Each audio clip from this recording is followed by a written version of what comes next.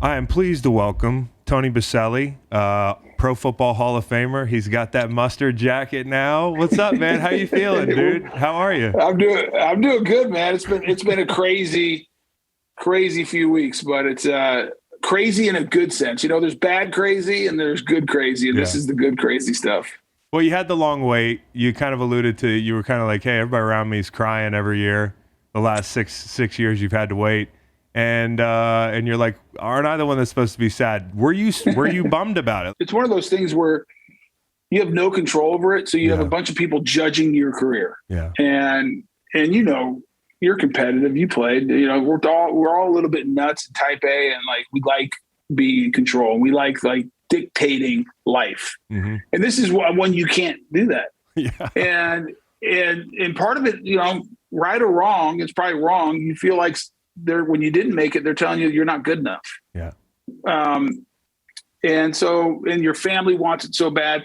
And so half the time, the worst part for me was watching everyone else be emotional. Yeah. And I'm like, listen, can we just go out and have a good time right now? Can we stop crying and do something else? So that was hard. And I think the hardest part, one of the hardest ones was last year when I didn't make it. And not for me or any other reason. It was a crazy year, COVID, you know. My wife had cancer a couple times. She's, you know, good. But my dad, I knew last January when I got the phone call that I didn't make it, that my dad probably wouldn't make it through the year because he had cancer. And that was hard because he's such a big part of my life. And he was a big reason I did what I did in football, and he helped me have success. So him not being around for this, that was really hard to just come to terms with that. And so that was probably the hardest part of this whole process last year.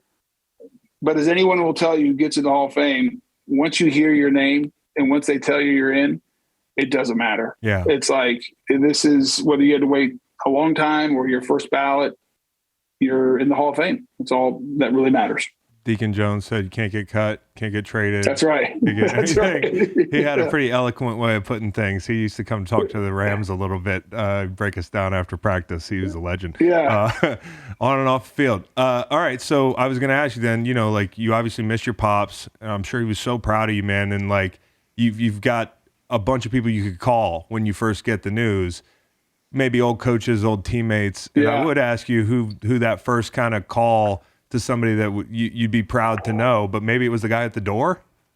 Yeah. So the interesting thing is, you know, they voted all the way back on the 18th of January. Yeah. And I found out on the 27th when the video of Anthony Munoz coming and knock on the door, but I couldn't tell anybody. Like the Hall of Fame's like, you can't tell anybody until honors. Right. So like there's this 2-week period where I'm just sitting around. I'm like, I'm in the Hall of Fame, but I really can't tell anybody. Like my wife and like our super close friends that helped like arrange the whole thing to get me into this, get me over to the place where they were going to knock on the door. They knew. But once I got in, there's a couple phone calls I made. I called my high school coach, Sam Pagano, whose son Chuck was the head coach of the Colts. I called my first offensive line coach at USC, a guy named John Matsko, who's now the offensive line coach of the Washington Commanders, I think they're called. I got to get the name right for this year. Commanders for this year. Yeah. And I called the offensive line coach I finished my career with at SC, Mike Berry, and then Tom Coughlin. Yeah. So those are like the calls, like because I wanted my whole view of this thing is like I don't think anyone, whether it's the Hall of Fame, success in business, getting to the NFL all by itself. No one gets there by themselves. Like we all, like in our culture, we all want to pound our chest and say, look what I did. And the Hall of Fame's like the biggest individual honor you can have. But I'm just a firm believer, like none of us have success in life by ourselves. It's impossible. And as I look back over life, and this has been a lot of reflection by me, is like, one, I didn't make myself 6'7" in athletic. That was a gift of God that he smiled on me for whatever reason. And he put great people in my life. That's what I'm thankful for. Like when I showed at SC, I never had pass block in my life. We ran like a wing T in high school. And John Matsko taught me how to pass block. Pat Harlow, who's a former first rounder, was a senior at SC and taught me how to play, helped me learn how to play the game of football. My high school coach moved me to offensive line. I wanted to play quarterback like every other damn kid in America. He made me an offensive lineman. My dad, lied for me when I was 8 years old, so I could go play padded Pop Warner, because you had to be 9 years old in Colorado, and I was begging him and driving him crazy. I mean, like, just go back and reflect, and like the people's fingerprints that are on my life that helped me become who I am. Yeah. I'm so thankful for that. I mean, it's such a cool. There's so many cool moments like through this process. Like, my favorite, people have asked me, like, what's your favorite moment so far? I mean, like, obviously Anthony Munoz, who, like, that's who I wanted to be. What a great hugger, dude. He's a great He's like, how about the hug on that guy? Just the mitts. He just, like, I felt like I was like, let's go, getting close. I mean, I didn't want to let go. Walking on the stage at Honors, Bruce Smith introducing me was cool, as amazing. But I'll tell you one that, that in a private moment.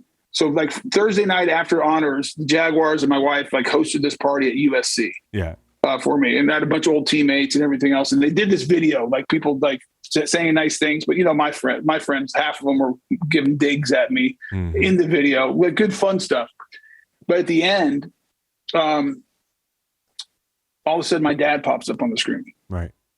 And my wife and my good friend, a guy named Eric Murphy, convinced my dad 12 days before he died to make a video, congratulating me to making the Hall of Fame.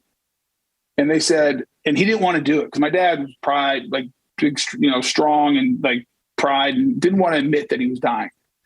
And they convinced him to do it. And so all of a sudden I'm sitting in this room in this video of all these like light moments of people saying nice things, joking. My dad comes up on the video, and dude, I couldn't even watch it. And all I remember, I got to go back and watch it because I couldn't get through it. When it was playing, all I remember is he said, I'm so proud of you. And like that, what else does a son want to hear but their dad to say they're proud of them? And so that, like, that moment right there, and the fact that my wife and my good friend thought of doing that, it was magical. That's amazing. Gives me chills. I mean, yeah. And to top it off, as you mentioned, I think it's really cool as a player, whether you're a Hall of Famer or whether you're a regular player, to meet a guy you used to battle with, and there's actually respect there. Like, there's a mutual respect. And when you share that moment, and you guys having the ultimate, like, mutual respect. Your first game against Bruce Smith, I read about it. You blocked him, and just what a great player he was, and what a great player you were, and just to see him kind of pass the torch to you at Honors, and kind of, that's just a cool moment. Talk about y'all's relationship, or is there something special? Yeah. There? Well, no, it's funny because everyone's like talking about Aaron Donald. Is he the greatest defensive player ever? And he's one of them. But like, we forget, because it's just like recency bias. Like, and like whatever is happening now, we think is the greatest ever. And taking nothing away from Aaron Donald. But shit, we just put Matt Stafford in the Hall of Fame the other day, I think. Yeah, we're all complicit here. Yeah, we're all complicit. We all do it. I do it. It's like, it's the greatest moment ever. It's like, it's the greatest game I've ever seen. What about the one a year ago? It's the same thing. Yeah. But so in '96, we're playing the Bills in the playoffs. They have 4 Hall of Famers, future Hall of Famers on their roster. Bruce Smith was defensive MVP. Yeah. And here we are, and our game plan, really simple. Like, we were one-on-one as offensive tackles. There was no sliding, barely any chipping. And Kevin Gilbride, the offense coordinator at the time, basically looked at me and says, "You're going to block Bruce Smith today or on Sunday." I'm like, and that's it? Like, that's all you could come up with in all the 100 hours of meetings you guys have as coaches? Like, you're trusting me? And I remember watching film on him, as all of us do, and I watched every game that year, and no one had blocked him. Like, he was just wrecking havoc, just killing people. And I remember walking out going, like, here we go. We're going to find out whether you belong or not. And we battled. It was just a crazy one-on-one battle. And a lot of talking, and him mad, doing what every defensive lineman, I'm sure you did. Yeah, we get mad. Bad match. Complaining, you're holding me. Yeah. I'm like, shut up. I'm not holding you. And, you didn't have to hold, but some of these motherfuckers had to hold. Okay. And we had a bunch. We played a few more times throughout his career, and we didn't have any relationship. Yeah. Like for a while, like, he wouldn't even answer questions about me. That's wild. And so we had no relationship. So, like, you can imagine, when I came out, I had no idea who was introducing me at honors. No clue. Yeah. Like, because every other Hall of Famer, like someone played from their organization is in the Hall of Fame. Like, there's no Jaguars. Right. Like, there's no one else. And so I had no idea what they were going to do. So I walk out and it's Bruce Smith. And I'm like, okay, this is really damn cool, first of all. And probably one of my favorite moments is he comes up on stage afterwards and with all the other Hall of Famers, and he came and gave me a big hug and said, welcome to the team. Welcome to the Hall of Fame. Like, and as a player, like, you don't have to like me and I don't have to like you, but I want respect and you want my respect. That's it. And that's like the greatest thing about the game of football. Like, you can beat the shit out of each other for 60 minutes and just try to kill each other. But all I want at the end is your respect. And all you want is my respect. Like, we went and played the game the right way. And when Bruce came up there, it was, number one, gracious of him. It was great. And I joked with him because he was representing now. He had the red jacket on, the 100-year football. Yeah, that's a sick looking jacket too. That's sick looking. I said, I was at that Super Bowl. Yeah, I was too. That was amazing. And they looked sick. Bill in a red jacket, like just so sweet. They should have made him even brighter. I mean, these guys are amazing. So well, because think about it, like, that's the Hall of Famers of the Hall of Fame. Yeah. Like, there's like those are the dudes. Yeah, it's pretty damn cool. And so the battle with him and have him introduce me was awesome. That's so amazing, man. All right, so I've heard you talk about two players in particular from Jacksonville. You're going to be the first Hall of Famer from the Jacksonville Jaguars. Also, one of our producers, Taylor, is a big Jags fan, so we get some Jags fans in the house. And then, out of those two guys, I know you think they both should get in, but speaking for the general public, like, do you worry that one won't? Do you worry that one is going to have a harder time because of the way he's perceived? This would be. You're talking about Fred and Jimmy? Smith, Smith and Fred Taylor. Yep. So I always go by this, and I always tell people, like, I want to know what other players think about guys. Yeah. Like, tell me when you played, like, when you had to match up man-to-man against Jimmy Smith, let me know how that worked out for you. Yeah. It didn't work out well. Yeah. The dude had 290 yards against the Baltimore Ravens the year they were the number one defense in the history of this league. We scored 36 points against them. I'll say this, Chris, and you'll understand this, is our offense at the end of the day was pretty simple. We'd line up. If there was 7 in the box, we were giving it to Fred Taylor. Mm-hmm. If there was 8 in the box and there was single eye safety and man outside, we were throwing it to Jimmy. Mm-hmm. And they couldn't stop Jimmy. And Fred Taylor, I think there's 3 backs. He has over 12,000 yards in his career. There's only 3 backs that have averaged more than 4.6 yards per carry for his whole career. Think about that. Over 12,000. It's Fred Taylor, Jim Brown, and I want to say it's Adrian Peterson's the third. There's nobody. I mean, these dudes, they never got the recognition they deserve because they played in a small market. It's the market thing. Yeah, it's the market thing, isn't it? But go ask the guys who played against them. Yeah. And that's when you'll get the true answer of what it was like to match up against those guys every day. So you were expansion team twice, right? Well, the second time never quite worked out because my damn shoulder. I know, but I was going to ask, like, considering everything, you're a rookie going to a brand new team. You've been in the big city. You're going to Jacksonville, Florida. They have a team there, and it's I didn't even know where it was. Yeah, it's like terrifying on a level, but then probably also when later in your career, like, you don't know I don't know how your health was like in your head at that point, and you're going to start somewhere new. Like, what was scarier, the first time joining a brand new team or the second time? They were scary for different reasons. Yeah. The first time because, like, people ask me all the time, do you wish you would have played for, like, the Cowboys or the Giants or some Steelers, like these historical teams? And then people have told me, like, well, if you played for one of those teams, you'd already be in the Hall of Fame. I said, you know what? I wouldn't trade it for anything because I have the honor and the responsibility of being the first pick of a franchise. Yeah. And and I take that seriously. But I was terrified because I was going to let them down. I realized when I was 23 years old and they made me the second overall pick. Like, you remember, you it's were fucking scary. Pick. I was second. Yeah, I was second like you. And people are always like, "How'd that accomplishment feel?" I'm like, accomplishment. It felt like more of a fucking giant challenge. Yeah, I was like, I remember walking in. I'm like, and all I did because you hear about the bus. Yeah, and I'm like, I never want to be considered. So there was just like fear, I guess, like overwhelming feeling of like, you can't let these people down. They're investing millions of dollars in their franchise on you. Yeah. And so I took it as like a responsibility The second time with the Texans, I was in a bad place. My shoulder was messed up. I'd had the first surgery, I think it screwed it up more. I had 2 more after that. I was working 12, 16 hours a day and rehabbing it. And it was terrifying because I could see the end.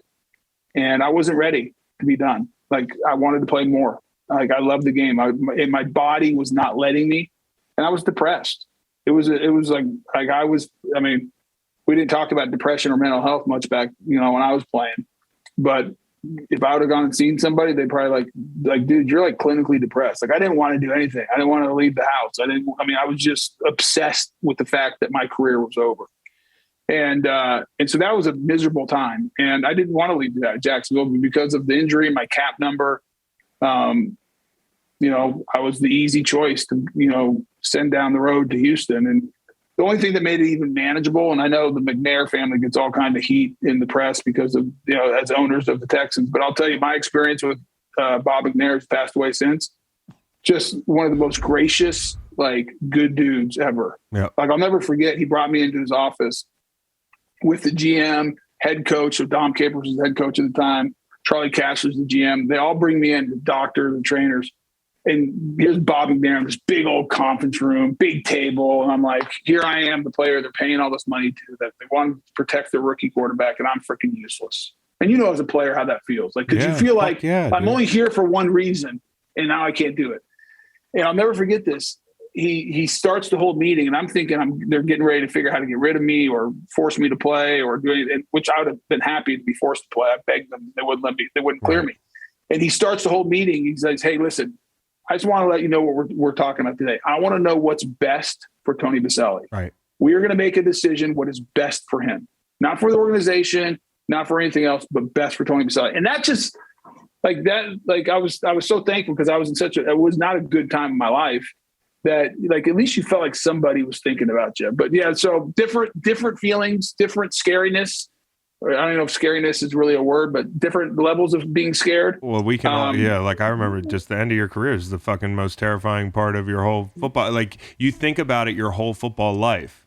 I mean, I don't know about you, but you're always like, man, what's the end look like? Because you hear about how tough retirement is, and especially for you, like, there's another level of mourning because you had this awesome career and you could have played probably another 15. I was bummed and I was old and, not that good anymore. Like, it's just fucking crazy to think of the shorter career and, like, you still made it. It's awesome. And I wonder if it, like, makes you think, hey, Sterling Sharp's going to have a better shot because of me, or because of who's the running back in Denver? Terrell Davis. Like, unquestionably some of the greatest guys that ever played, maybe a little shorter career because of injuries.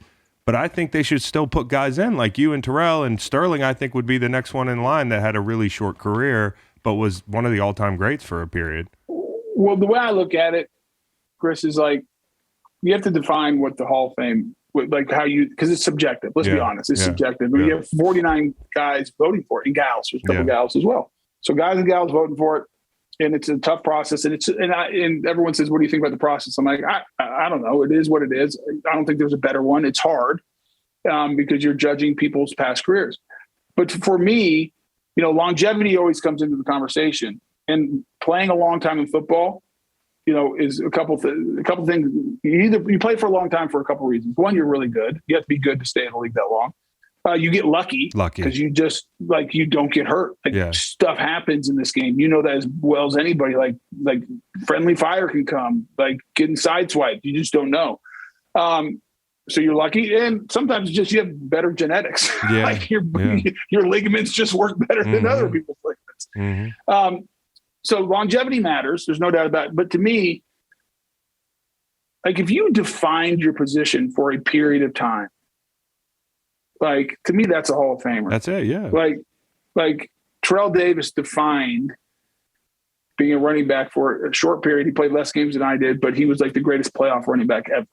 Yeah. Like, so, like, how do you not put him in? I mean, like, you bring up Sterling Sharp. It's a great conversation because as a kid, not as a kid, but probably high school and college, when I was at that age, like, Sterling Sharp was the dude. It was the dude. Like, you talked about like receivers, like Jerry Rice, Sterling Sharp, like hard stop. Yeah. Then it's like everybody else. And he busted his neck and he can't do it anymore. So but that's the subjectivity of the whole thing. I'm just glad I got past that point and I got in. They got it right. Yeah. They got it right, man. They got it right. And like, I'm just really fucking psyched for you, man. This is like, I know you've been waiting and you've been really classy about the whole thing. And, you know, I think it's awesome. I'm so happy for you. I love the video, the whole thing. So congrats to you and your whole family. I hope you enjoy it, and maybe we'll see you down the line, dude.